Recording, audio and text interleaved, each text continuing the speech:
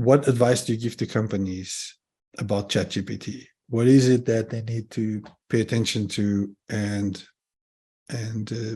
how do they need to train their employees? What does this mean to companies? Because I'm pretty sure that as we speak, people in companies right now on their professional lives, they are using ChatGPT to help them to increase their productivity. Well, what are the implications of this? What does a company need to take into account? Yeah, and I mean, there's different perspectives of that, right? So yeah. I think first is organizations need to think about, hey, where can we actually leverage ChatGPT to increase productivity, right?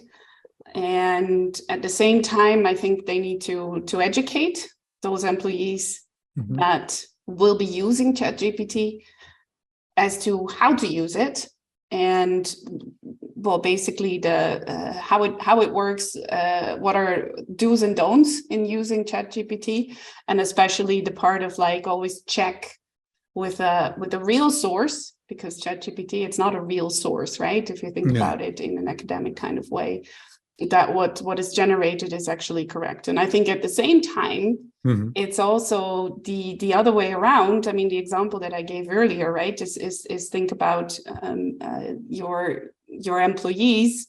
Hey, where could they misuse it in a way, right? And then we come to the topic of, in general, what does AI do for us in the workforce, in society? How do we want to change that? I've had some discussions around that as well recently with different people.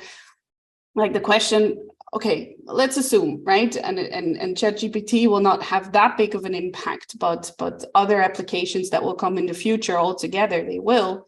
It's like, hey, as a workforce, we can increase our productivity by 40%. Yeah, so we need only 60% of the time for the same amount of work.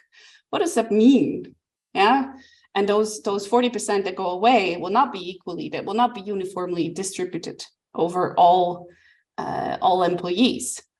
Do we say we try to let everyone work a bit less? Do we give them just more work, right?